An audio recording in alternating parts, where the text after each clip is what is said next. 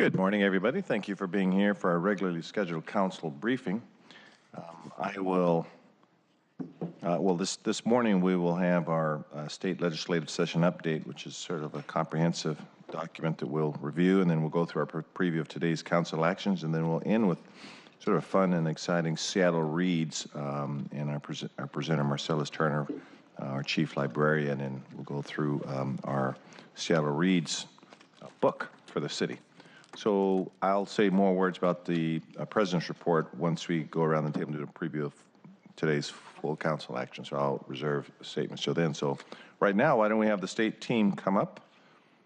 And we know you have to sort of get on to Olympia, so we want to get you up here first. Thank you. Good morning. Yeah, good morning. Lily Wilson-Codega, Director of the Office of Intergovernmental Relations. Cheryl Swab, Deputy Director of OIR. Cargill, State Director. Christina Postlethwaite, State Lobbyist. So we appreciate all the hard work in Olympia last week. Thanks to everyone who was able to make it down to Olympia. We are about a little over a month left in the legislative session, and quickly approaching the next big hurdle this session, the April 3rd Opposite House Policy Committee cutoff. So budget's coming out this week, a lot moving. We appreciate many of you working with us through the weekend on some of our highest priorities. And with that, I'm going to turn it over to Karen Cargill, our State Director, to give a quick session update before we dive into individual portfolios. Thanks, Lily. Good morning. I want to start off by just highlighting that we did a little special update on the revenue forecast that came out last week. Just high-level numbers for the remainder of the biennium, that they're anticipating about $300 million for the rest of this biennium, and an additional $550 million for the next biennium, putting an additional $861 million of available funds. There's some mixed responses that we're getting towards those numbers. The Republicans are saying that that's proof that no additional revenue will be needed, but the Democrats are taking a position that that still will not be enough to cover many of the needs that they're going to be looking to fix this session. Most notably the McCleary, a lot of the mental health issues. So on the same line, the House is releasing all of their budgets today, so we will be seeing their operating, transportation, and capital this afternoon, and then the Senate will be releasing some of theirs later this week. I know that we typically send out a little bit of a briefing each budget. We will do our best to get those all out today, but with three, that will kind of an extra layer of complication to work through. So we'll get this to you as soon as possible. And I know that a lot of you have different projects that you're looking for. So if those aren't highlighted, please just contact us and we'll help determine whether or not they've been included in the different budgets. Any questions on budget revenue? Okay. So I'm going to move on to education. The big one I want to highlight is on page 4. That's Senate Bill 5313. This is the school levy fix. I know that there's been several different proposals that have been put forward over the session, and this was a new version that was heard last week. And this would completely change what has been discussed. It would create 2 different tiers for adjusting that levy authority. So for districts that have fewer than 9,600 students, the levy lid would be lesser of $202.50 per 1,000 of assessed value, or $2,500 per pupil.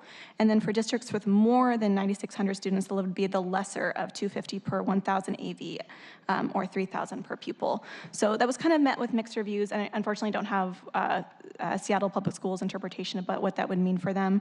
But different school districts had said that it would work for them, others said it did not, so they're still working through that. I don't think that this is the end of the conversation by any means. So again, we'll continue to monitor all of that and keep you appraised. On page 6, Senator Rolfes has dropped a new real estate excise tax, a graduated one. I'm putting this in the education section because this is the first time that she's noted that she would have 20% of the revenue that would be raised through this progressive rate would go towards the education legacy fund. So go towards education dollars. It'd be split to a couple other different accounts that would include the Public Works Assistance account, the City County Assistance, and the State General Fund. So there had been some other REIT proposals that were put forward, and this is the first time that there'd be a piece that would go towards education. So just, or at least that percentage, 20%. So just wanted to highlight that, and we'll keep track of that for you. Moving on to environment. Sorry, lots of pages here. That's a question about school levies while we're thumbing through. Sure. Are there discussions about the income or the classification of the students themselves in the districts? For example, if a school district, regardless as to the number of students, if they have a higher number on free and reduced lunch, as an example, do they go to that layer of consideration as they look at individualizing the levies? They have historically. I don't think that that's being worked in as part of determining the local levy lid piece. A lot of times that goes into the state dollars, and determining, like, the state will give additional dollars for school districts that have a higher low-income student group coming in. So I'm happy to confirm that if you're interested in that. Okay, and under the environment section, so still quite a lot of movement on these great environmental priorities that we're working on. The first on our list is the engrossed second substitute House Bill 1110, which is the fuel standards bill. So still moving along. It moved out of the Environment, Energy, and Technology Committee in the Senate on March 21st, and it has now been referred to the Transportation Committee. This will definitely probably be one of the more challenging places that this bill will be up against. So we're continuing to offer our support and seeing where we can be helpful. I know that Councilmember Johnson was very kind to speak to Representative Fitzgibbon about all of his hard work on his visit last week. And then a new bill, or not new, but a resurrected bill, the third substitute House Bill 1257, right below the last bill. That's the Commercial Building Performance Standard. That bill did not make it past its cutoff, but has been deemed necessary to implement the budget, so was actually moved out of the Appropriations Committee last week and is now in the Rules Committee. The language still does not include the stretch code that we had been working on, and that was for the residential energy code, allowing the cities to determine if they wanted to have something that would be more energy efficient than what the state requires. So we're still supportive of a lot of the other concepts that are in this, so we're supporting it, but looking for other opportunities for incorporating these stretch code provisions. And another big highlight, and that's on page 6, is Substitute House Bill 1512, our transportation electrification bill, the big priority for City Light. That moved out of the Senate Policy Committee this week and is now in Rules. So we were successful in getting that out of the Senate last year with some good bipartisan support. So we are working to achieving that again this year. Moving on to general government, I want to highlight the Substitute House Bill 1403 on page 10. And this would be the simplification of the BMO apportionment formula. I talked about this a couple weeks ago. This was something that FAS was really involved with, along with AWC, Department of Revenue, and Association of Washington Businesses, to see if they could come forward with some suggestions on how to simplify the formula. They came to agreement, so this is an agreement consensus bill. FAS, Joseph Kuna from FAS came down last week to testify in favor of the bill, and we are anticipating executive session for that legislation this week. For wrongful death on page 11, Senate Bill 5163, there was a public hearing last week and executive action was received on Friday. On wrongful death, are we all speaking with the same voice in terms of Association of Washington Cities, City of Seattle on that bill? City of Seattle, we all have the same voice. I know that council, right, I'm just, for that, AWC is still opposed to the bill, but they are not vocalizing or working against the bill right now. Okay, great. Okay. And then the last bill I want to flag for you is Senate Bill 5376. That's on page 12, and that's that consumer data and privacy bill. I've highlighted that a couple times. This is Senator Carlisle's big effort for protection of consumer data, being able to delete and having some say about where their data is being used. Still progressing, and we received a public hearing on Friday, and so we're going to be monitoring to see when it gets scheduled for executive session. And now I'm going to pass it over to Christina for healthcare. Thank you, Karen. So we're focusing on healthcare. The first bill I'm going to address is on page 13 at the top. It's 1394. And this was related to behavioral health facilities and programs needed to ensure the continuum of care for behavioral health patients.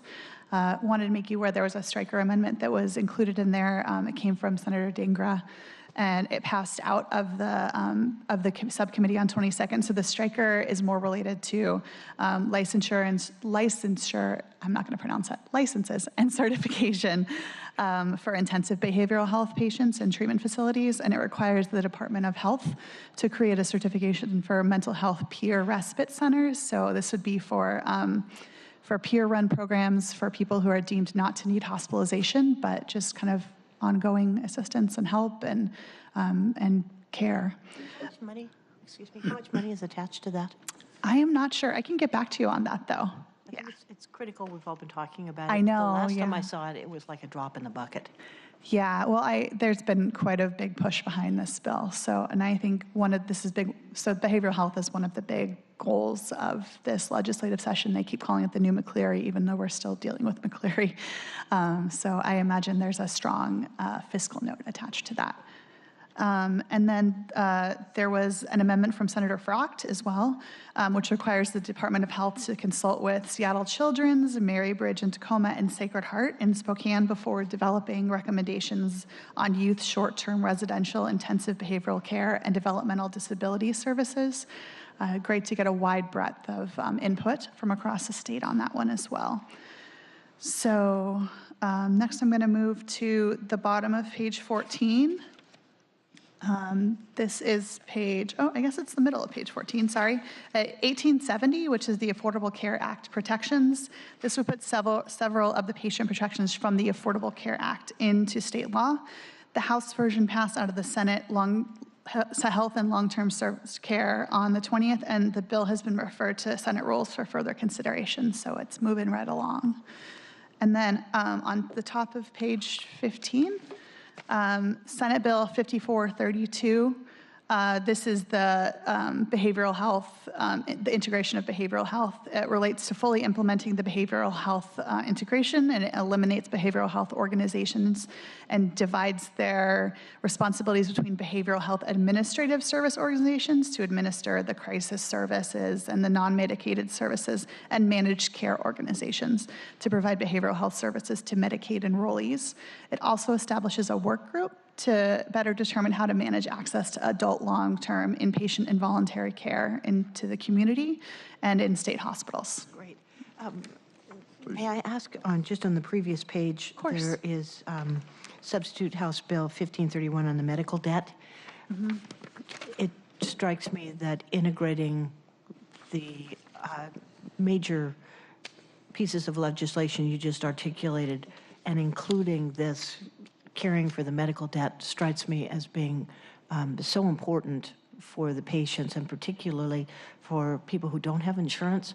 You know, what's startling, and I know we've talked about this before, is that if you don't have insurance, hospitals, doctors can charge you multiple times what the insurance has to pay.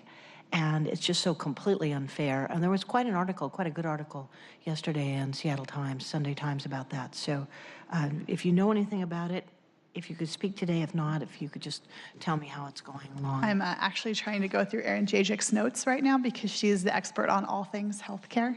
I can follow up with you though too, and rather than shuffling through papers, Good. respecting all of just time. let Erin know if she wants to call. That's fine. I'm just great. interested to see how if it passes, and what we can do to support it. I'm sure she'd love to talk. And thank you for sharing that article. I'll have to go find it. And Councilor Herbold has a point she'd like to make. Thank you. Question about the bottom of page 14. There's reference, it says opioid use disorder, and it refers to 5380. Yeah. Can you talk a little bit about that? And also, the last briefing, I made a request around the implementation steps necessary under Ricky's law to bring on drug treatment beds, and where we were on that, because there are some requirements built into the state law that was passed a couple years ago that says we have to actually have a certain number of beds built. Yeah. And so I'm just really interested in knowing where we are in meeting that sort of baseline criteria before we can use the authority in that law. I can speak to 5380. So that focuses on treatment and recovery, pregnant and parenting women, which is the typically underserved population on this, opioid overdose reversal medication, and people with opioid use disorder involved in the criminal justice system. So it's a wide swath of people that this would be assisting with, excuse me. It had a hearing on the Health and the House Healthcare and Wellness Committee on March 19th, and it's scheduled for executive session on the 27th. So it is moving right along. I can get you an updated analysis. That's focused on treatment dollars. The question, thank you. Yeah. The question I have around the implementation of Ricky's law is about capital dollars to build these facilities. So I'm still really looking to get a handle on where we're at on That has been an ongoing question down there too, with the mandate to have these beds and lack of capital to actually put these beds in order too. So I know that's an ongoing conversation, and especially having Representative Davis, who was the chief architect of Ricky's Law in Olympia, working on these types of issues. It's definitely not been left by the wayside. I think it's just one of those other bills that's competing for capital at this point. And I think that we'll see a lot of that when the budgets are released, how the different chambers will be prioritizing that. That's the answer to the question of what this year's budget has in it. But I understand that from last year's budget, there is some projected number of beds that are anticipated to be built this year from last year's budget. So it's a multi-year effort that has to happen before, again, we can implement the authority. So I don't just want to know what's in this year's budget. I want to know what progress we've made from With the prior budget allocations, where we're at in terms of Exactly. developing that capacity now. We're happy to follow up on that. Are there any other questions on healthcare? Yes.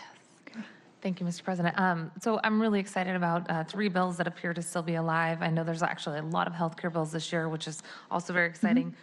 Just wanted to say, anything that we can do to underscore our support for 5822, which is the evaluation of the basically universal single payer system.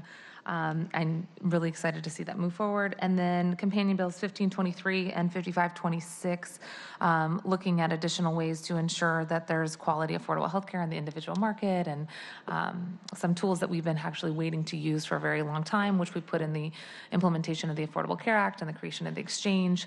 Oh my God, when was that? Now almost a decade ago. These are some tools that we've been waiting to use to actually create greater stability. So very excited to see that move forward, and thank you for having it on our list.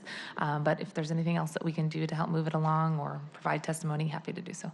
We'll keep you posted on it, and we're happy, Erin, so you could reach out to her and she might be able to steer you in the best direction on that too. Great. There probably are some members who could use a little bit of nudge, and it is really exciting to see so many healthcare bills this far in session, so we're making good progress. Anyone else for healthcare? All right, we're on to housing. So on the bottom of page 17, well, actually, it's the bottom of 16 and the top of 17. This is the bill that we discussed last time, which would allow cities and counties to use REIT 2 for construction of affordable housing and rehabilitation of facilities for those experiencing homelessness. It was heard in the Senate Housing Stability and Affordability Committee on the 20th, and it's scheduled for executive session today. So it's clearly on a good path. It's got a good amount of support. We appreciate drawing our attention to the need for this right away, and it seems like others are very much seeing the need as well. So we're very excited about that. And then I also wanted to touch base on our favorite bill, 1406, the local option bond bill. We love it. So it continues to be moving along. It's actually scheduled for executive session today. There was a great public hearing last week. Emily Alvarado from the Office of Housing spoke. A lot of support on this bill. So we're very excited about it. We're prepping for when it kind of reaches the Senate budget negotiation point of how we can continually express that this is a big issue for us. So, And Christina, correct me if I'm wrong, but are you anticipating also potential Republican support in committee on this bill? yes. Well, I believe so. It's always hard to tell. They have those lovely caucuses right before they start. So you never know what could sway their opinion, but regardless, we have enough to pass out of this. Yeah. And then the last one I have for you is another one of our favorites, my personal favorite, is the Sefa exemption for homeless encampments and shelters. So it's at the bottom of page 18, 5946, introduced by Senator Wynn. This is the bill that would exempt under a state of emergency a city to help put up projects without SEPA exemptions that would cite city-sanctioned shelters and encampments within city limits. It came out of the Senate with a couple of problematic amendments. We're working on addressing them. One is about the space between these encampments and schools. Right now, we have, came out of it, I believe, with an amendment by Senator King to have 1,000 feet between these and schools. But schools also, not just your traditional notion of schools, but there's also early education facilities, daycares. I don't know if my neighbor's running a daycare out of her house, so it's hard for the city to make sure that we can actually find a viable place to put these with that 1,000-foot limit. So we're working on language around that to bring that down to a more manageable. And we do understand and respect why people want to have space, but having too much can really limit our ability to do what we're trying to do here, which is helping people.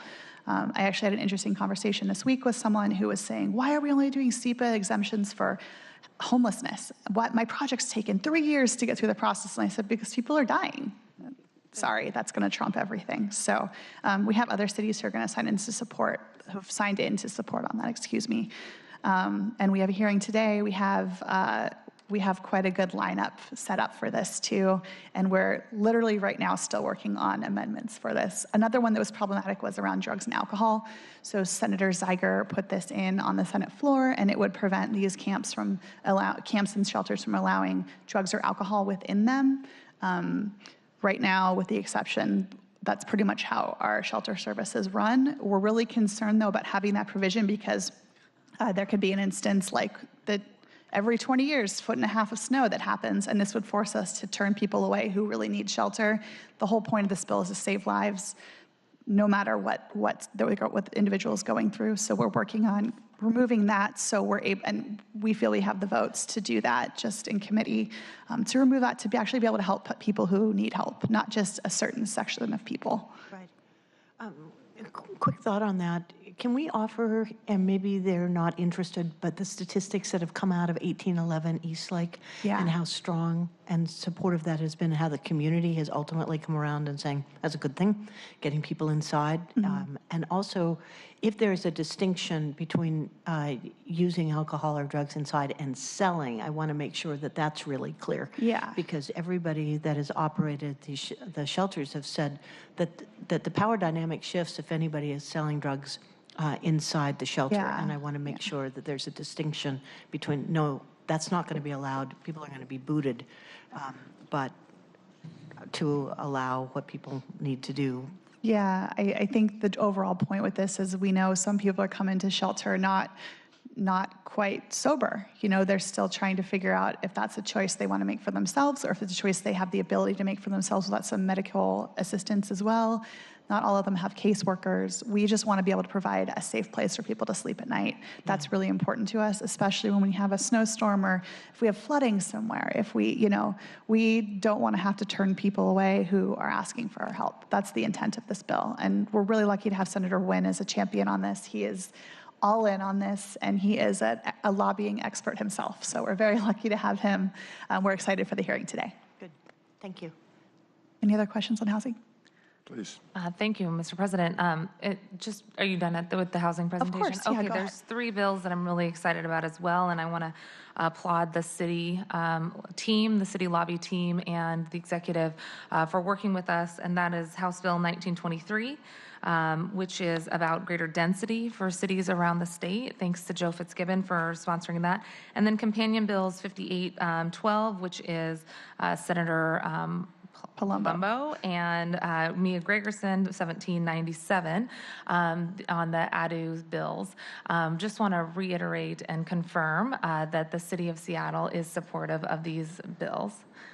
We are. Excellent. Okay, great. And I hope that that clarifies the record for a confused Representative Jerry Paulette, who had indicated otherwise, both on his Facebook and in the Seattle Times.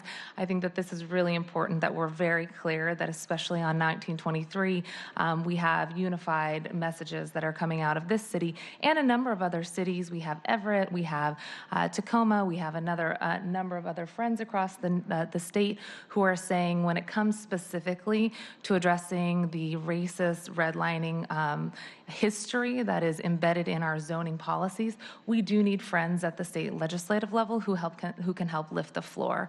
And I think we've done this a number of times when it comes to working with our state partners on creating a new floor. When it comes to labor standards, minimum wage, sick leave, these are issues that we never want to take away the responsibility and ability for cities to raise the bar above a new floor.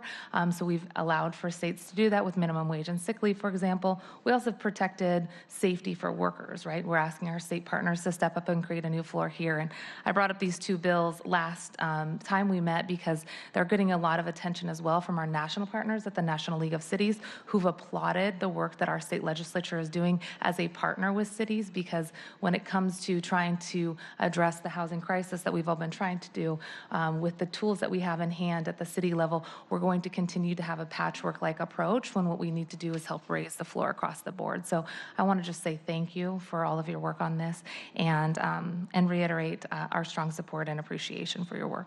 Thank you, Councilmember. I just want to add quickly, also appreciate you flagging some communications with Representative Paulette, and we'll continue to work with him as the chair of local government. I think ongoing discussions and collaboration will be important to move forward. He is very concerned around any preemptive language, so we'll continue to monitor that and keep you all updated. But I do think continuing to engage will be helpful moving forward. Thank you so much.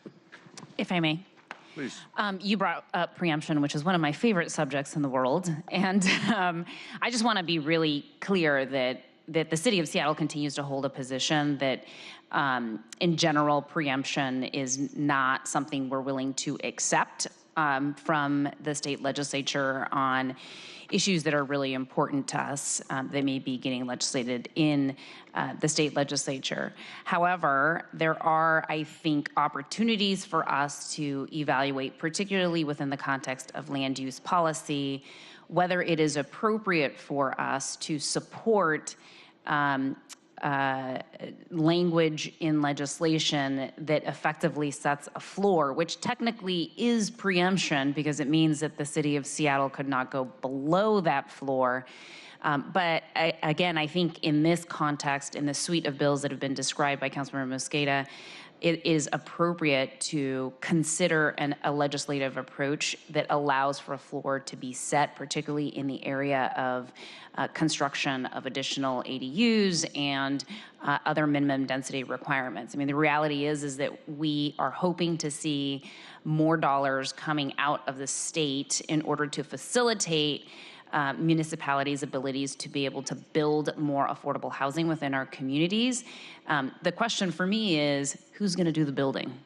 Which cities are going to step up in our region to actually construct that affordable housing? We continue to talk about this issue as a regional affordability housing issue, and yet it still falls on us at the City of Seattle to pick up the heavy burden of constructing the most number of income restricted units. And so I think that this minimum density approach does provide us a path forward to saying we're all going to own this equally and have these minimum density requirements so that the dollars that are being allocated by the state are effectively being deployed within communities and actually being utilized to build affordable housing in places other than the city of Seattle. And so again, on the topic of preemption, I understand Representative Paulette's concern with preemption. I share those concerns.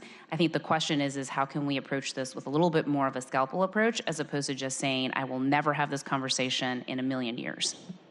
And I think understanding that nuance is something that is ongoing. I do know that Representative Paulette has convened some other stakeholders, including Senator Palumbo, who is very interested in seeing a regional housing solution advance. So we will understand this is a high priority for the council, and we'll definitely keep you updated as that moves forward. And I appreciate the willingness to have those conversations and to continue to collaborate on identifying what could be, I think, a really important, good, common sense solution for our regional needs as it relates to the housing gaps.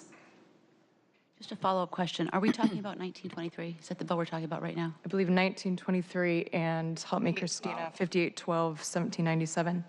And I'll pass out for the council's benefit, that nuanced position and the understanding of the levers that the state legislature could help apply for cities that are trying to address density.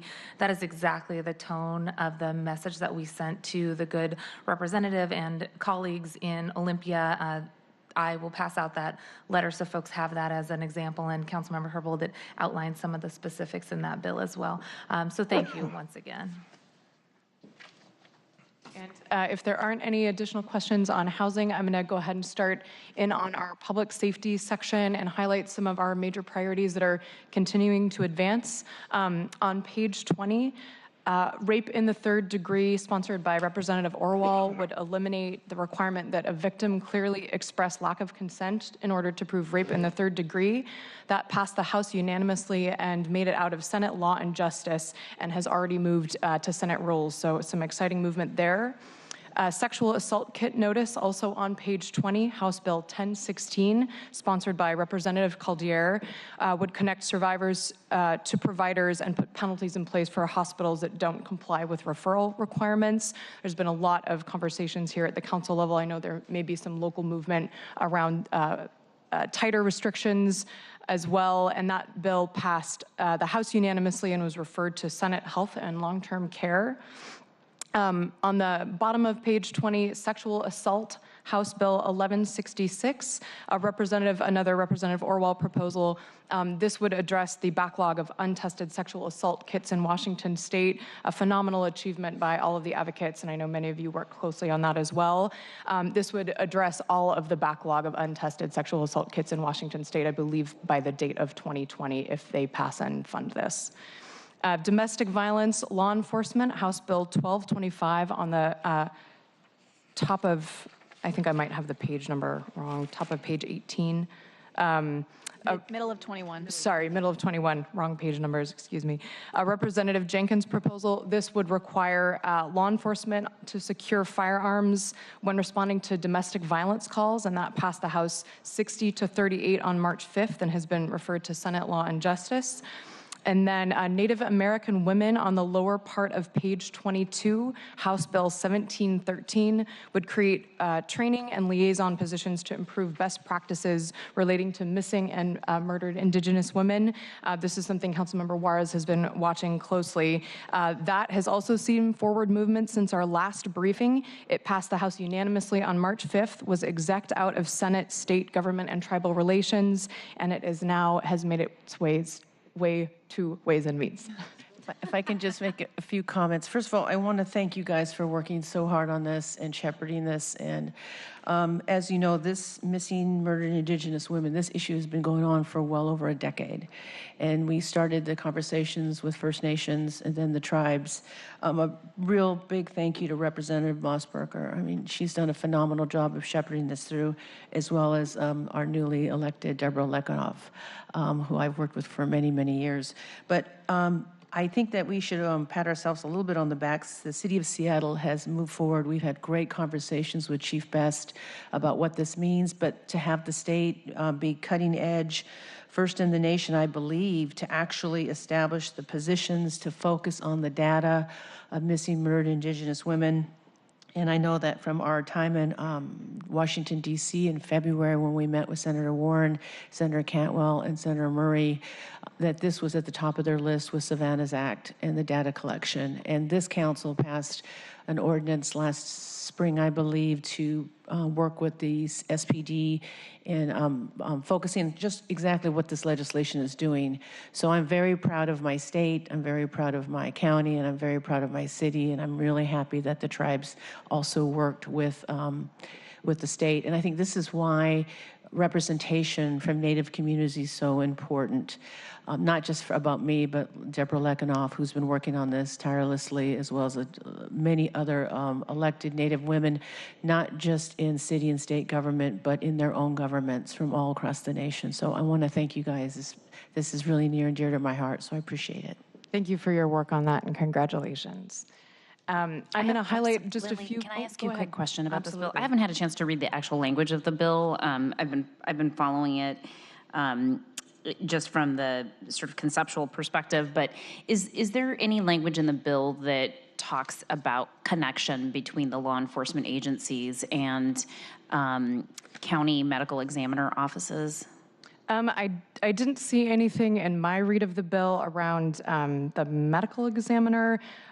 What I have here, just in the summary that I wrote up, this would establish the liaison positions, as we talked about, within the State Patrol for the purpose of that relationship building that we referenced earlier. It would also require that WSP develop best practices protocol for law enforcement response, and then would require the Governor's Office of Indian Affairs to provide the State Patrol with government-to-government training. So I don't know that that training has been developed, but we'd be happy to follow up and see if there is any coordination happening with the medical examiner's office as well. I would suggest that that would be a good suggestion for us to consider making. I haven't had an opportunity to talk to Councilmember Juarez about this, but when I did a tour of the King County Medical Examiner's office last year, I had an opportunity to enter into a room with old remains in it, and many of them were unidentified. And I think, you know, the medical examiner, at least in King County, has a lot of interest in reconnecting the family of deceased individuals in a really meaningful way. And I had at the time suggested to him the efforts around murdered and missing Indigenous women, and wondered if there was an opportunity to create some sort of connection there that would potentially allow for some of that piece to be found. Excellent suggestion, and we'd be happy to follow up with the bill sponsor on that recommendation. Thank you. I'm going to highlight under safety net and civil rights on the top of page 26, certificates of discharge, Representative Hansen's New Hope Act, and conversations with many of you about ways that we could partner with the state around addressing barriers to housing and employment. This seems like a really important policy to address that. It would expand eligibility to vacate certain nonviolent criminal records, and that passed the House unanimously on March 1st and was heard in Senate Law and Justice on March 21st, so that continues to move right along.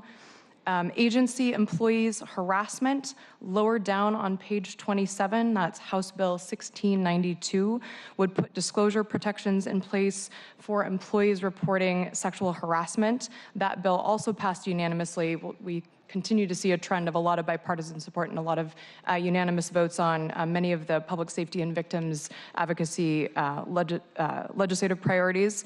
And House Bill 1692 will be heard in Senate State Government and Tribal Affairs, was heard on the 22nd.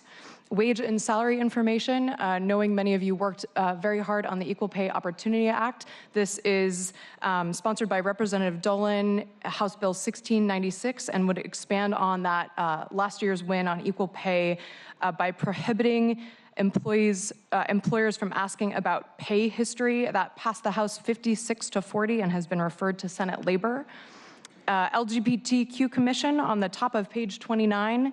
That's something Councilmember Juarez has also worked very closely on, would establish a commission within the governor's office. That bill is still moving forward, past the Senate 34-14 on March 6th, and is scheduled for a hearing in was scheduled for a hearing in House State Government on the 20th. Lastly, I just have a quick point. I had a chance to look at both bills this morning that I was concerned about. And on this one, I guess the only thing that I'm concerned about in looking at the bill and the language is that I'm always a little bit suspect when they say, I'm looking at the new section 3 on page 2 of the bill, when they say subject to the availability of amounts of appropriate for the specific purpose.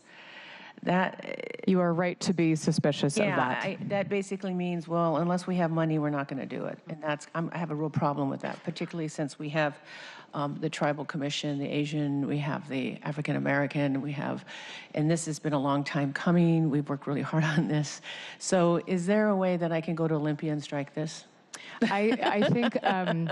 I think we will continue to reinforce this as a high priority for you and the rest of the council. I think part of that conversation being continued pressure on the legislature for sustainable revenue sources.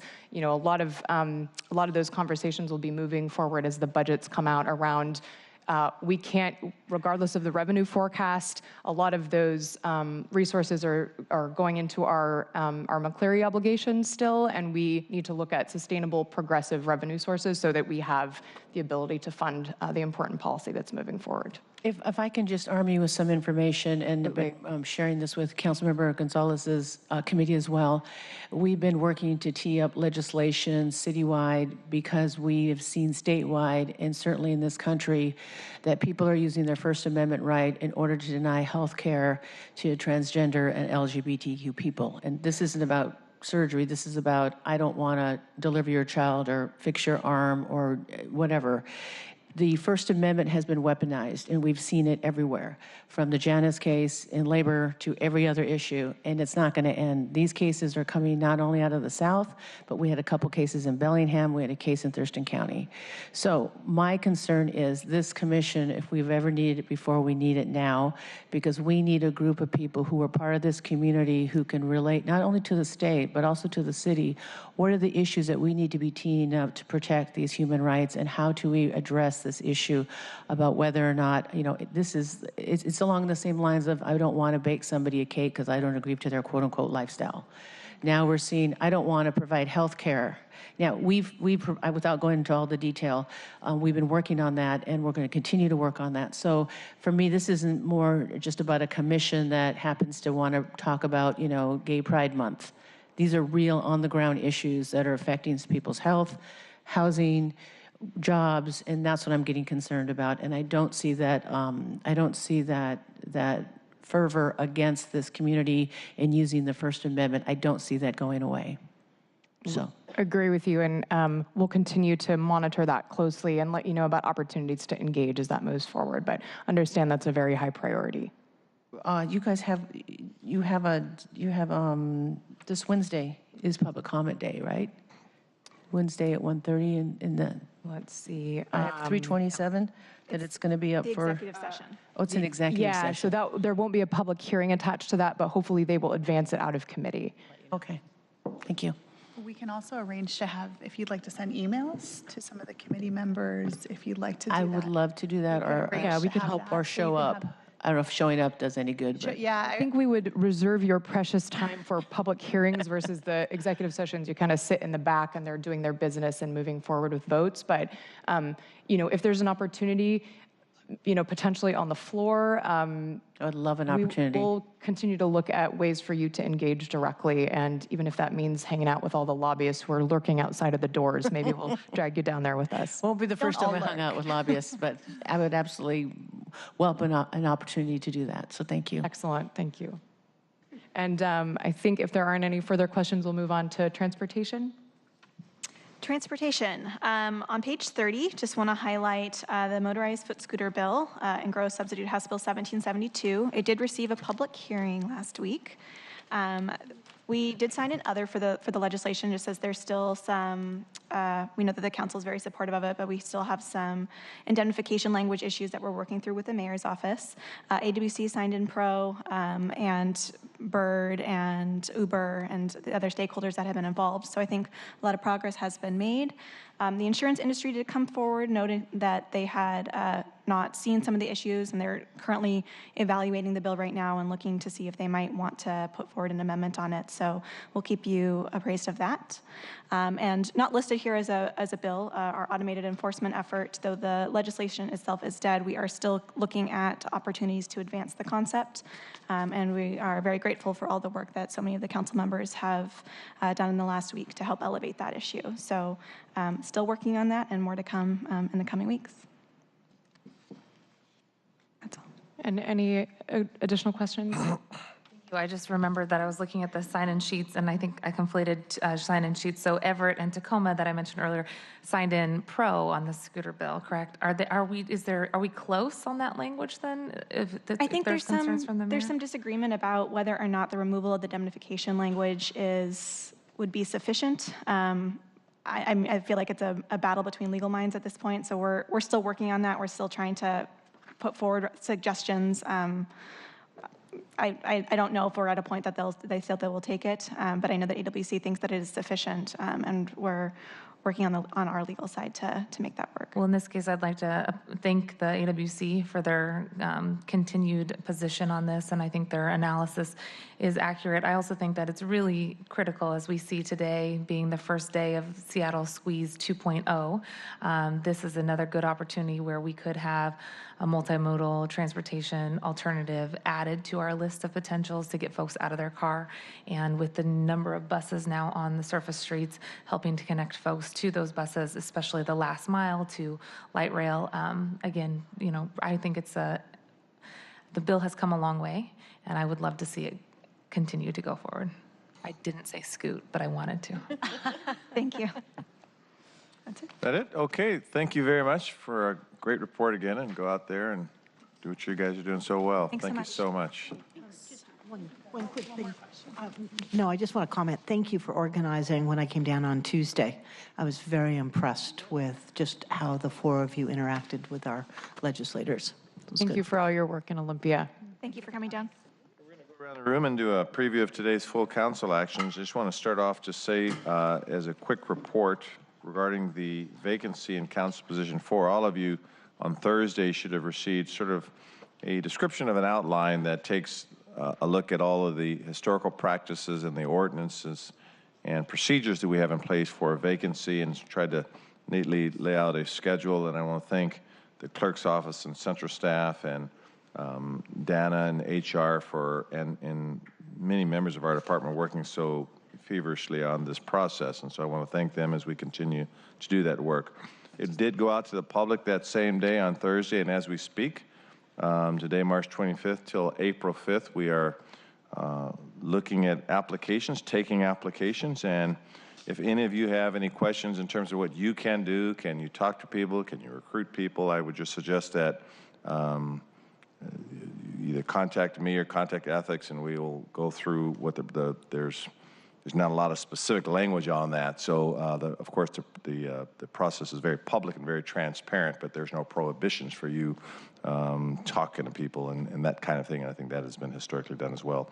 So I hope that procedure works. And if you have any questions or comments, just feel free to let us know. Having said that, Councilmember Swan. Thank you, President Harold. Good morning, everyone. Good morning. There are no items on today's full council agenda from the Human Services, Equitable Development, and Renters' Rights Committee. The next meeting of the committee is scheduled for its regular time tomorrow, March 26th at 2 p.m. It will be a short meeting with 2 appointments to the Pacific Hospital PDA, Robert Cook and Doris Koo. They will be at the table for confirmation, along with Jeff Natter, the current president of the PDA, who will introduce their work. I also wanted to mention that on Saturday, I was happy to join District T community members and others around the city for the ribbon cutting ceremony of the Africa Town Liberty Bank building, which is an important landmark affordable housing project with 87% African American tenancy. And it's an example of the work that the Equitable Development Initiative can do. The EDI is currently very underfunded, but the Liberty Bank building is an example of how many more community projects could be brought to fruition like this if it was adequately prioritized. Thank you very much. Councilmember O'Brien. Mr. President, may I ask? Yes, Councilmember Skagit. Thank you. Thank you, Chair Sawant. I'm not going to be able to join, but I had intended to want to be part of the conversation around the North Lot PDA.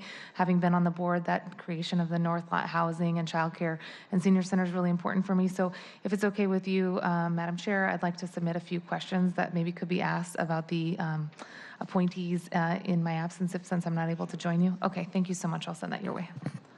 Councilmember O'Brien. Thank you. The Sustainability and Transportation Committee does not meet this week, and there's nothing on this afternoon's agenda. We did, at a committee last week, pass a resolution at a committee adopting the University District Mobility Plan, but unfortunately we didn't get the paperwork ready to get that on the agenda this week, so that'll be coming the following week. We do have an elected leadership group meeting this weekend for Sound Transit 3 West Seattle and Ballard Alignment Project. The meeting is from 9 to noon, so I know a number of you are on the elected leadership group. And this meeting, to be clear, is exclusively focused on considerations for both the Chinatown International District Station and the Delridge Station. And so I'm sure that we will eat through all 3 hours of that, talking through the options and understanding the trade-offs and hearing from the public a bit on that. So I'm looking forward to that meeting. The other thing I'll just mention, I'm circulating a letter. I handed you all a draft copy of it, but I have the original here that I'll pass around to get signatures on. This is a letter to the ACLU related to concerns on some bills in Olympia they have about using traffic enforcement cameras for broader surveillance. I circulated this letter to you all yesterday, so I hope you've had a chance to see it. But it basically states the city's shared concerns with ACLU that our interest in traffic enforcement cameras is exclusively for traffic enforcement infractions and not for broader surveillance. And the letter goes into a little bit of detail about positions on bills in Olympia that may be counter to that. Pass that around. That's all from me. Member Herbold. Yeah. Thank you. So does this letter provide a potential path to resurrect the bill that we do support, allowing for automated traffic enforcement in block box areas and bus lanes? Yeah. If it were as simple and clean as that, that would be great. What I can tell you is that our team that was just here is working aggressively to find a way to bring the bill that we were supporting back, or some way to get some flexibility so that we can at least pilot those programs. I've talked with folks at the ACLU, and they have a variety of concerns, and I think this letter goes a long way to help address the city's position on those concerns, and so I'm hoping that they will, this will help them. But they have concerns about what's going to happen in Olympia, too, that's beyond the control of the people sitting at this table, and those concerns, no matter how eloquent a letter we write, is never a guarantee that Olympia will do one thing or another. So I don't want to characterize this letter as once we sign this, then we're good to go and we're on the same page, because I don't know that that's the reality. But I do think, just from a policy perspective, at least for myself, this is what I think of surveillance and how I want to do it. I want to make that clear, and I think it's helpful for the ACLU to understand that is the city's policy. And so even if we restricted the bus lane and block the box legislation to only Seattle, the concern is even with our surveillance legislation, the other bill could override the protections that we've already put into practice here in Seattle around the use of surveillance? So I'm gonna stay at a high level here because I don't know the specifics of it. I think the fear would be that if we are capturing surveillance data that we intend to use exclusively for traffic enforcement, that an Olympia bill could make that available for other uses beyond that. And whether our surveillance ordinance would trump that or the other way around, not clear on.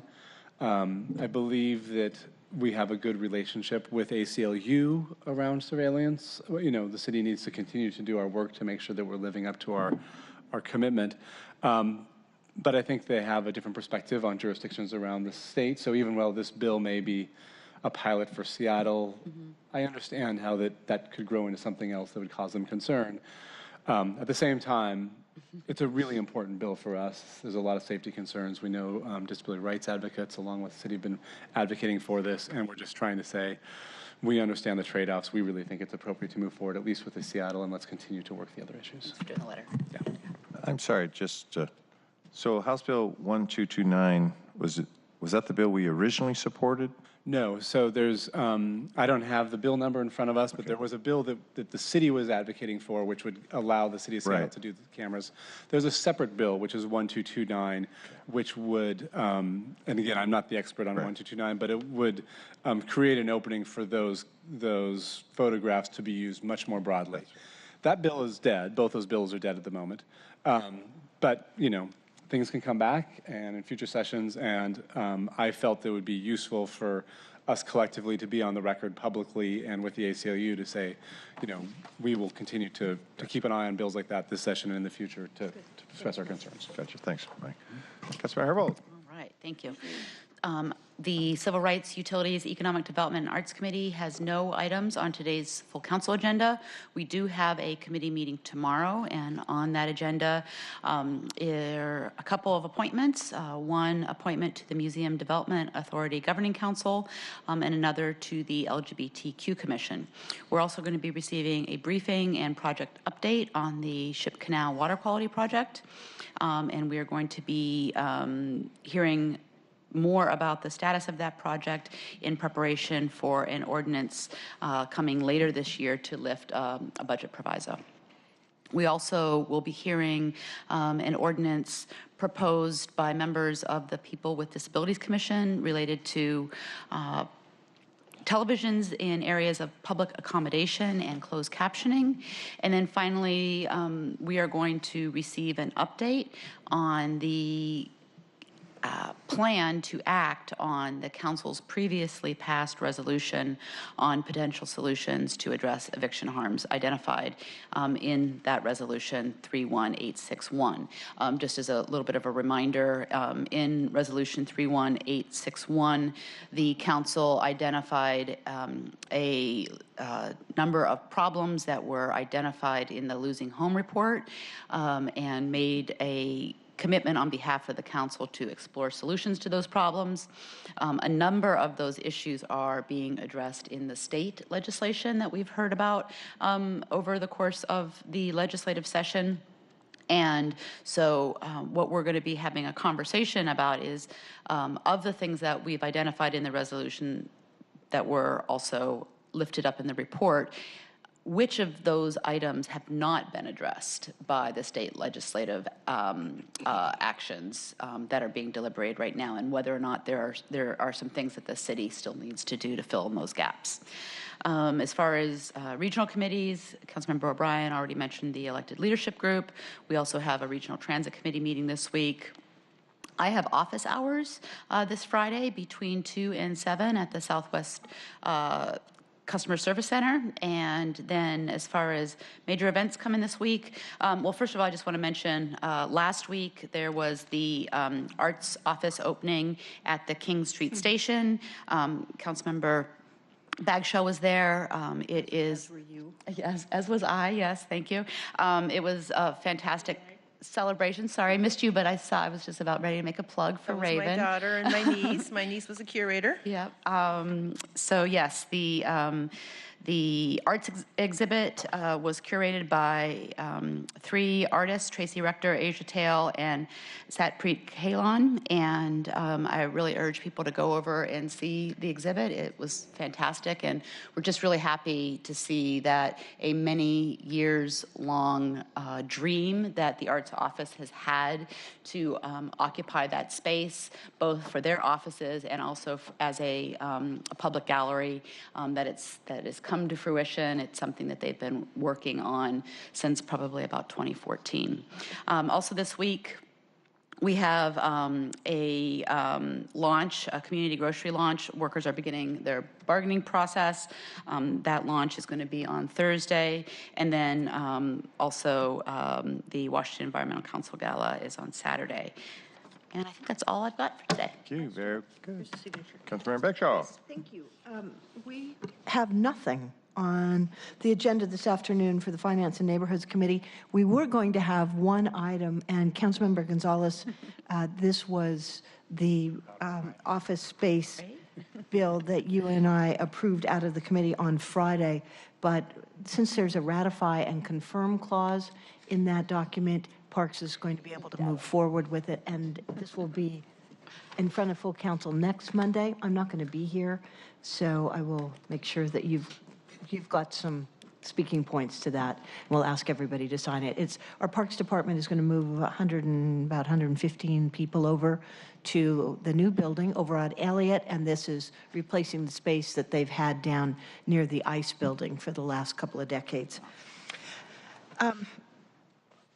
So I do want just to acknowledge and say thanks to Randy Engstrom on the art space as you described. It's in the King Street Station. It's now on the upper floors, and it's quite stunning. I'm very impressed at what happened there, and congratulations to your niece. It was beautifully, and your daughter, beautifully curated.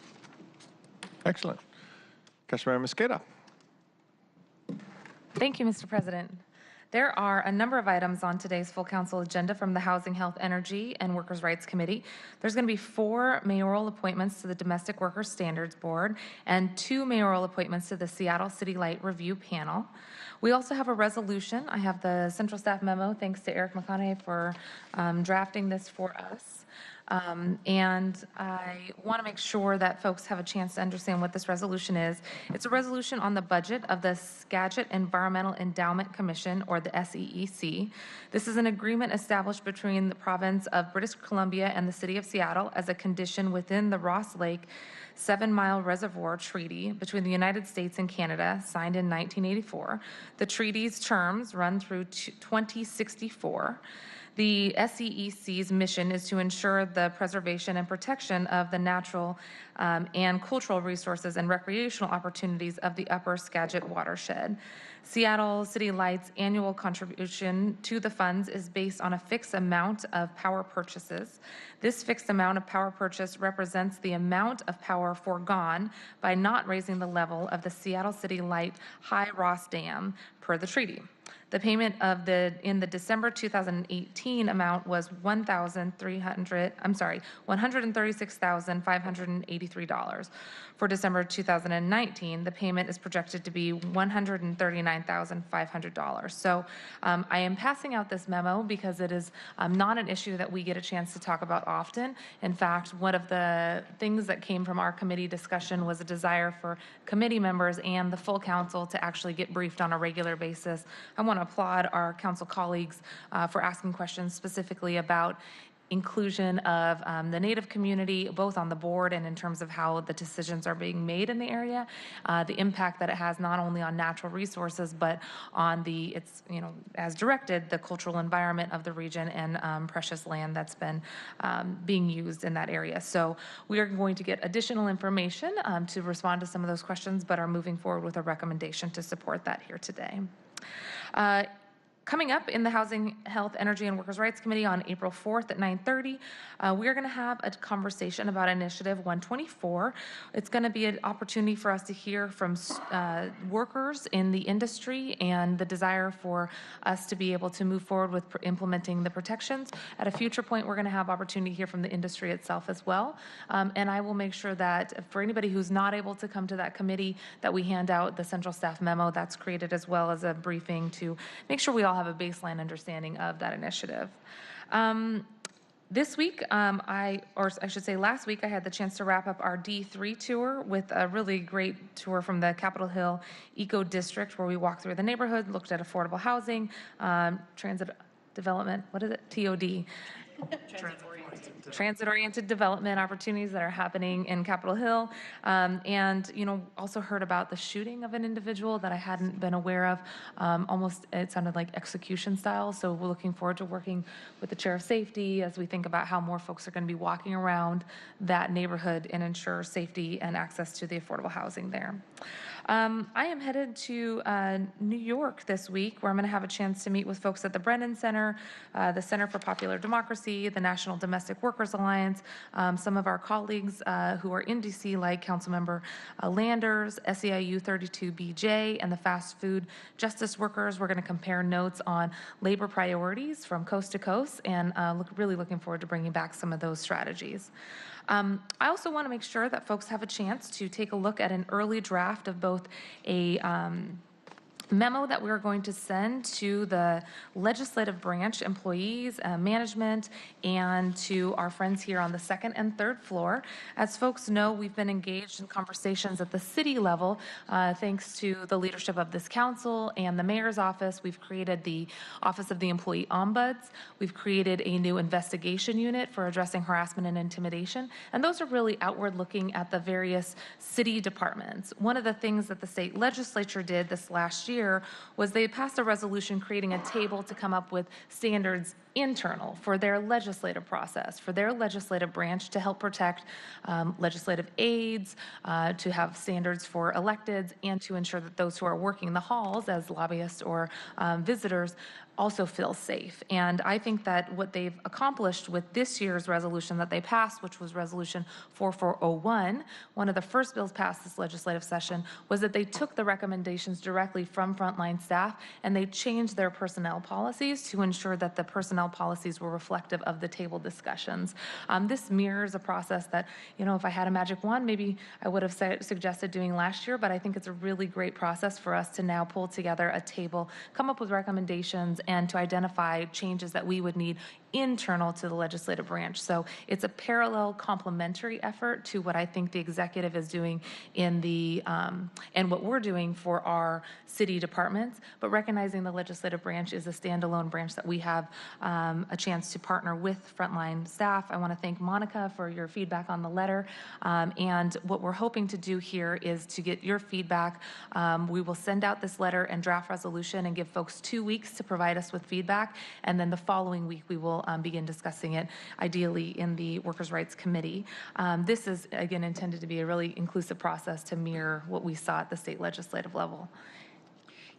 Excellent. Was this shared with the hearing examiner's office as well? Hearing examiner's office, no. We did try to talk to Karen Jackson. She's on leave right now, but we will be following up with her. Okay. I can do that. I'm sorry, Mr. President. I think I committed to doing that with you, so I will follow up with them. Excellent work. Councilor Herbold. Thank you. Just a quick question about this. I really appreciate your moving forward on this.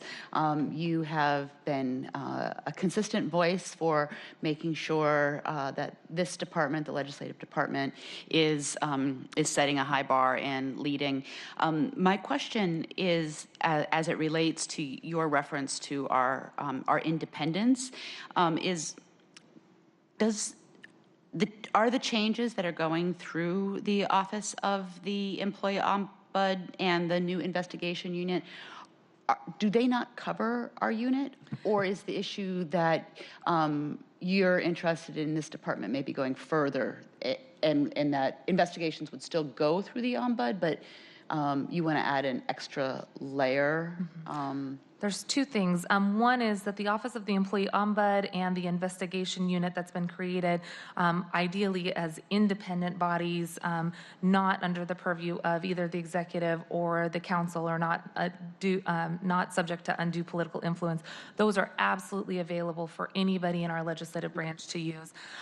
When it comes to the personnel policies, so if you remember Personnel Rule 1.1, which really guides our expectations for workers at the city, the personnel policies that we have at the legislative department mirror often what is put in place for all other employees. So in effect, in our legislative branch, even though we're independent, we've often adapted the language that has been changed for Personnel Rule 1.1 and just mirrored it internal to the legislative branch. The question that we're now asking is, do we, since those changes have yet to be made to Personnel Rule 1.1, hopefully as a result of the feedback that we get from the new Ombudsman and the experiences that continue to come forward from workers in various departments, we will eventually have changes to Personnel Rule 1.1 external for all of the other city departments. The question is, what, if anything, does the legislative team here, our frontline staff, what would they like to see in terms of changes for that personnel rule? So it could parallel it, or we could also say, hey, we're in a really unique situation here. We got people coming in to have conversations all the time. Here's where I would feel more safe if. So that's the dual way in which it applies. Appreciate that. Councilmember Begshaw. Great, thank you. I omitted to say thank you to all of you for coming to our special committee last Friday. We had a long meeting where we were able to talk with Jason Johnson. If you have other questions, many of us have submitted additional questions to him, and he will come back on Friday the 12th to discuss that. If there is an interest in having yet another opportunity to talk with him, I encourage you to have one-on-ones. We also can schedule a third meeting on Thursday evening, April 11th, if that time is available. So I just wanted to make sure that you all have plenty of time, that your questions are answered, that nobody feels rushed, and that you get back to me if there's any concerns that you have at this point. Thank you. And just to wrap up, Mr. President. Yes, please. I'm sorry. No, that's perfect. No, that's great. I should also say thanks to the council president for his feedback on this process that we've outlined here as well. Thank you for your feedback on that. And then 1 week from now will be the 1 year mark of the 2020 census count. There's going to be a lot of activities across the nation. We have the opportunity to partner with our King County partners, and there's going to be some events coming up. So if you haven't yet heard about that, we'll make sure that that information gets sent around. We want to make sure that everybody knows a year from April 1st is our deadline for hopefully creating an inclusive and trustworthy process for our community partners. And we'll get some more information sent out about that. Excellent. Councilmember Johnson. Thanks. One item on the introduction and referral calendar today. So the following brought to you by the Law Department. Clerk file 314424 is an application of Mount Baker Housing to rezone approximately 11,000 square feet located at 2800 MLK Junior Way South from NC 140 to NC 175 with an M suffix. That application is now pending for the purposes of the council's quasi-judicial rules. Council members should avoid communications with either proponents or opponents of the project. And if you have questions about our council quasi-judicial rules, please see Keto Freeman of our council central staff. This is one of those issues where we put it on the introduction referral calendar, but it's not planning to come to us for several months, if not years. We also have one item that's going to be on today's introduction referral calendar for action this afternoon, and that's the honorary designation of a 2-block section of University Way between 50th Street and Northeast 52nd Street to be known as Honorary Chris Curtis Way. For those of you who may remember Chris, we celebrated her retirement from the Neighborhood Farmers Market Alliance last August. This organization, the one that she founded in the early 90s, has been at the same location in the University District now for more than 25 years. So it seemed appropriate to try to rename this one little 2-block section, though it's listed as 2 blocks, it's really only 1 block because there's no 51st, as Chris Curtis Way. So we'll have members of the Neighborhood Farmers Market Alliance joining us this afternoon, although they want to try to keep it secret from Chris. So let's keep it all between us and the hundreds who are in the audience and watching at home. So Does everyone get that at home? everybody gets that, right? Yeah. Don't tell Chris that we're going to keep it secret. That's the only item on today's full council agenda. And since we've adequately covered Friday morning's Sound Transit Elected Leadership Group meeting, I have nothing else to add. Very good. Councilmember Gonzalez. Good morning. Good morning. Okay, so nothing on this afternoon's agenda from the Gender Equity Safe Communities New Americans in Education Committee.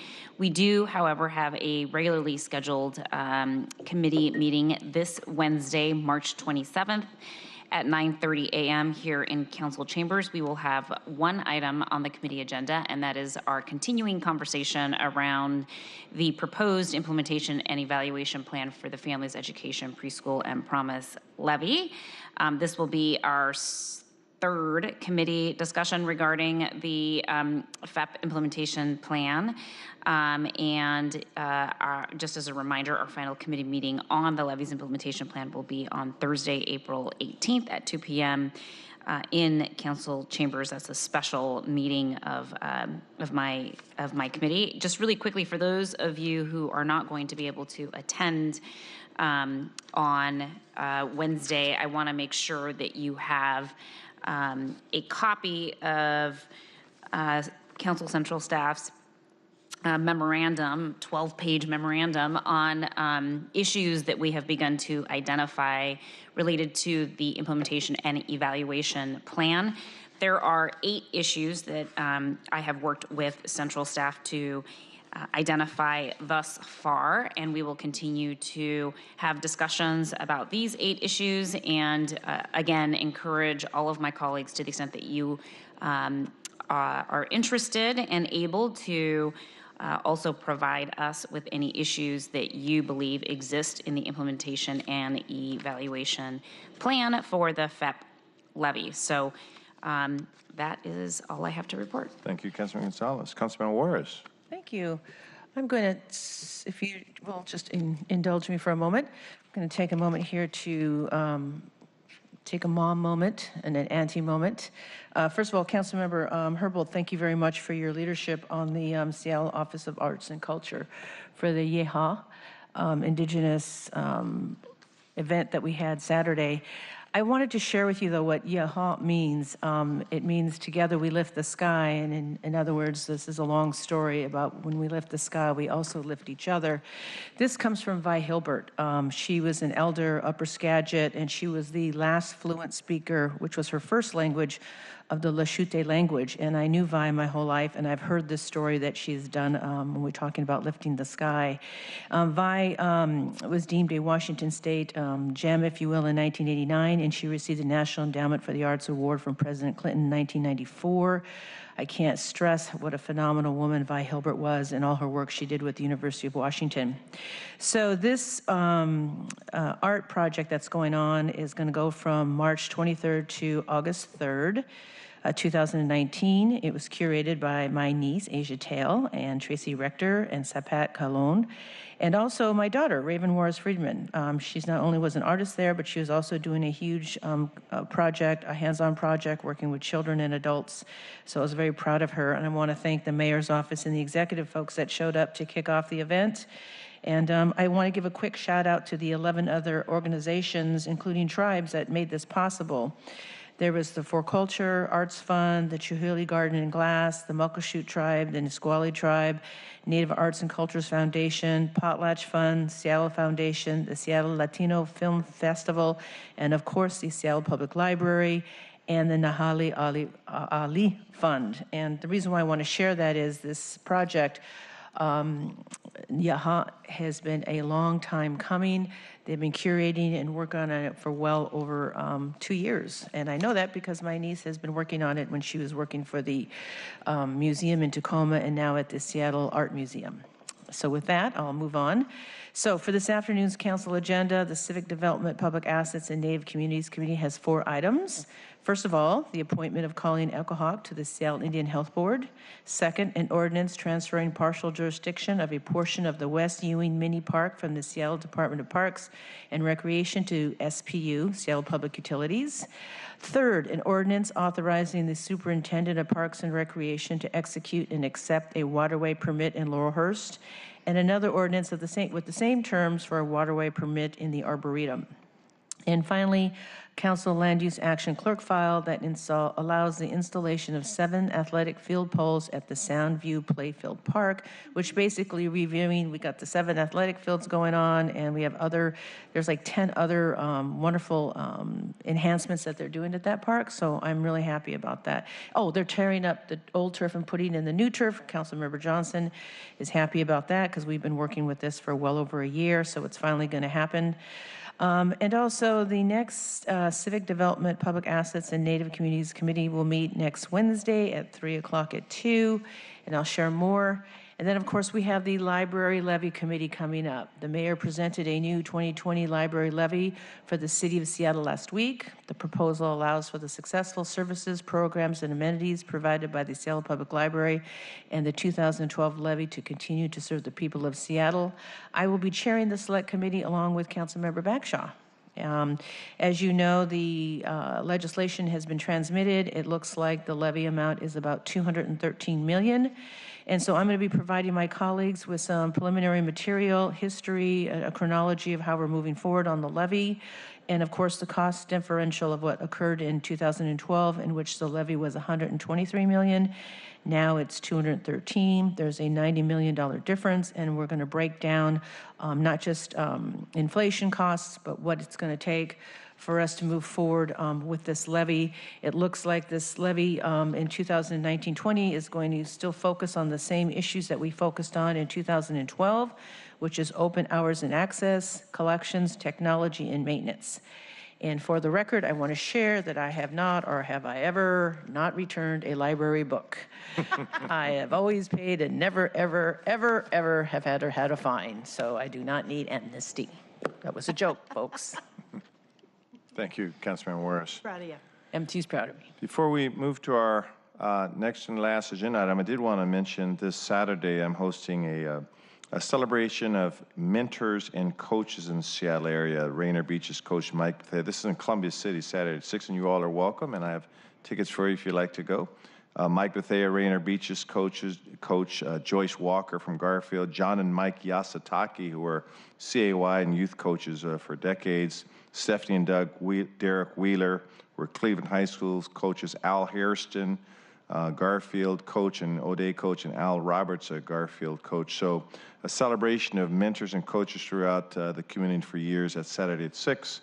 And then this Thursday, I'm hosting a technology seminar for the Alpha Phi Alpha fraternity, which is the first and oldest African-American fraternal organization in the country, started in 1906, so that'll take place this Thursday, so all are welcome to come. So having said that, let's have our next presenters up. We're going to have Marcellus Turner, the Executive Director and Chief Librarian, and Stasha Brandon from the Seattle Public Library, and we're excited to go through and share with our city, our Seattle Reads Our new book. project. A lot of people. Good morning, and thank you for having us here.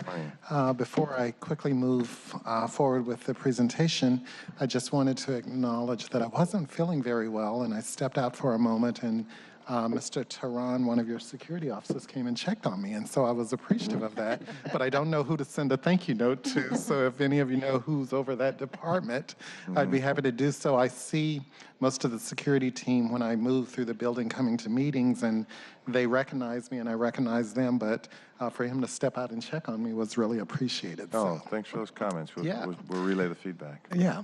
With that, we're happy to be here. As you know, we're here to talk about Seattle Reads. It is one of the opportunities that I'm most happy to do. I don't get as much chance to go out and book talk as my colleague Sesha does, but we're happy to present to you this year's The Best We Could Do. I think you asked me about it last week, Councilmember Bagshaw, and I will admit that the only title that kept running through my mind was The Best That You Could Do, the theme song from Author, and so that's why I was hesitant to speak. But we're happy to share this with you. I think the team that Stasha leads to run Seattle Reads did a very good selection, not just in the topic and the content and the author's story, but the artwork is very beautiful in this year's book. So with that, I'll turn it over to Stasha. Thanks so much, MT. Hi, everybody. So this year, as MT mentioned, the selection is The Best We Could Do by T. Bowie, and she will be visiting Seattle April 13th through 16th, so coming up pretty quickly. The book is a graphic memoir which tells the story of T's family's journey from Vietnam after the Vietnam War, sort of in the aftermath of the Vietnam War. They came over in 1978 to America, and it is just a remarkable book. It talks about their immigration experience, the refugee experience, the impact of the impact of war on intergenerational relationships. And it also looks at mothers and daughters and parenting and just sort of those bigger themes that I think a lot of different folks can relate to. It's won a lot of accolades. It's been on a bunch of top 10 lists, and it got a number of 5-star reviews from a variety of media outlets. It was also a finalist for the National Book Critics Circle Award in the autobiography category, and that's pretty unusual for them to nominate a graphic novel or a graphic memoir for that category. And it was also a finalist for the Eisner Award, which is a comics award. And T was born in Vietnam, but came over to the U.S. in 1978 when she was about 3 years old, and has lived mostly she was living in New York, and then she moved back to California. You'll find out when you read the book about why she did that. But she was a teacher, a founding teacher at Oakland International High School, which was the first public high school in California that was specifically for recent immigrants and English learners, and that's a passion project for her. And then since 2015, she's taught at the MFA in Comics program at the California College of the Arts. So we're really excited that she's going to be visiting in April. The book is going to be discussed at all 28 of our library-affiliated book groups throughout. It's been starting in March and then all the way through June, and will be discussed. And then T is coming April 13th through 16th. She'll be doing a total of 7 programs for us, 5 of which will be public, and those will take place at library locations or at community locations. We're working with ACRS and the El Centro de la Raza Centilla Cultural Center to host public programs with the author. We'll also be doing 2 private programs for prioritized audiences. She'll be going to the Vietnamese Senior Association, and she'll be talking with University of Washington's Vietnamese Student Association, and they've actually invited the Vietnamese Student Association from Seattle University to visit as well for that. We have a lot of community partners this year. I'm thrilled. We've just had a lot of really positive response from the community. So the Vietnamese Friendship Association has been a key partner in planning our programs. We've also been working with the Wing Luke Museum, ACRS, Short Run Seattle, which is a comics festival, Friends of Little Saigon, and our partners at Northwest African American Museum, who we've been working with the last several years. And we've done some unusual things this year with the books. You know, every year we have books available for informal lending, and this year we have distributed about 1,500 copies. About 350 of those were set aside for prioritized community engagement. And we also decided to widen our distribution point for these copies to include non-library locations. And that's a little bit unusual. We piloted that a few years ago with Northwest African American Museum, and just that was very successful. You know, bringing the book to where people are in their communities was a really excellent way to reach folks that had not been engaged with the program before. So we have the book being distributed at ACRS, at the Wing Luke Museum, at Friends of Little Saigon, and the Northwest African American Museum this year, in addition to all 28 locations of the library. We're doing a few additional unusual things this year. For the first time since 2004, we are working to engage non-English speaking audiences in the program, and that came about as part of our community listening. We convened community to talk about the program, and we were hearing that they wanted us to find a way to engage elders in the Vietnamese community in the program. And so we worked to have a portion of the book translated into Vietnamese, and we're creating another little discussion guide, essentially, with an interview with the author and a translation of an excerpt of the book for the community. And we'll be distributing those through Club Bamboo and some other locations in the city. We're also finding that this year's selection, because it's graphic, has been a really great opportunity to engage youth in the program. And Seattle Reads is an adult reading program, but we've heard from the community that they're interested in having us find ways to connect the generations. And so this has been really great. We've had an opportunity to work with the youth at the Seattle World School, at area Vietnamese language schools, Seattle University, University of Washington, South Seattle, and Seattle colleges. And we've also got the youth program at ACRS and Wing Luke are involved in programming with us around this program this year. We always do an artistic element, and this year we're featuring the playwright Susan Liu, who recently had her opening 140 Pounds, was a huge hit at Theater Off Jackson maybe a month or two ago. She's going to be adapting the book. Yeah.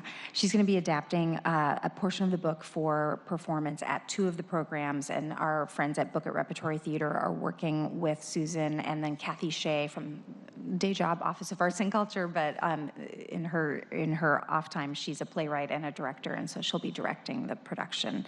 So I'm super excited that that worked out. And so there'll be two staged readings at 2 of the programs. So the kickoff on April 13th and at the finale, which will take place at ACRS on April 16th. We're also continuing. Sasha, do you know if Seattle Channel is covering any of those events? You know, I haven't heard from them yet, but sometimes they wait a little while. I might reach out to them. That's a good reminder. Okay, Yeah. great. My hope, they usually cover at least one. Right. Yeah. And then finally, we are continuing to spread the Seattle Reads Love past the author's visit. And so we'll be doing a series of additional programs on themes from the book in through the summer. And those include a comic series that we are doing with a local comics artist, Mita Mahato. She's going to be teaching comics workshops that show people how to tell their own stories through a graphic medium. And there'll be 3 of those programs around the city. And then we're also working with Short Run Seattle to host book discussion and conversation about comics and graphic novels. And then we'll be hosting Ocean Vuong, who's another Vietnamese author who's very popular. He has a new novel coming out, and he'll be coming in June as associated programming. So we're really excited. I hope that some of you were able to attend some of the programs in April and enjoy the book if you haven't had a chance to read it yet. Thank you very much. Thanks. Just a few thoughts, Sasha. Number one is the Seattle Reads program is such a phenomenal success, and it doesn't seem like you're resting on your laurels at all. You sort of, excuse the pun, have sort of written the book on outreach, and just phenomenal work. So I'm hoping Seattle Channel 21, as they monitor this conversation, could think about how we could sort of showcase all of this outreach, the translation, every Vietnamese organization that I was thinking, are they brought into loop? You sort of went right there and said, we've contacted them. So it's really fine work, fine outreach. Thank you. So Thank you so I much. think this is going to be one of the best ones. And so thanks for sharing with us. Thank you. I really appreciate that. Okay. Anything else? Thank you so much. Okay, we hope you feel better, Marcellus. Okay. And with that, we'll stand adjourned. Everyone have a great rest of the day.